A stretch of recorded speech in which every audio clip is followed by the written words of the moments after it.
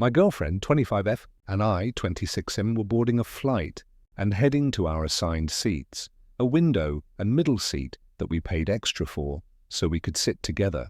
When we reached our row, we found a mother and her 8-year-old daughter already seated, with one of them sitting in our assigned spot. We politely asked about the seating, and the mother told us that the airline crew had instructed her that she and her daughter had to sit together, and that the middle seat belonged to her daughter. At that point, we called over a flight attendant to clarify. While the attendant was on the way, the mother emphasized that her daughter was only 8 and that it was a long 4-hour flight, so they needed to sit together.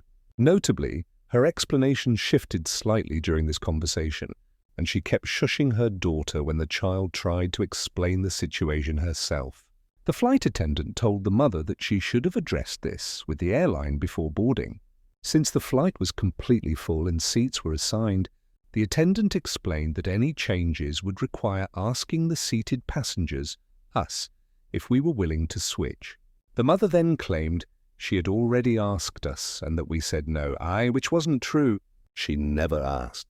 She simply stated that the seat was hers before the flight attendant arrived. For clarity, I would have been open to switching seats so a mother and young child could sit together.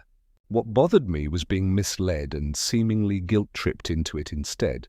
Even at this point, the mother never actually asked us to switch. It felt like she just assumed the answer would be no. As the daughter began to return to her assigned seat, the father, who was seated across the aisle, spoke up and said something along the lines of, "She's only 8, come on." I responded that if the situation had been handled honestly from the beginning, it probably wouldn't have escalated. He then became very angry and directed personal insults at me.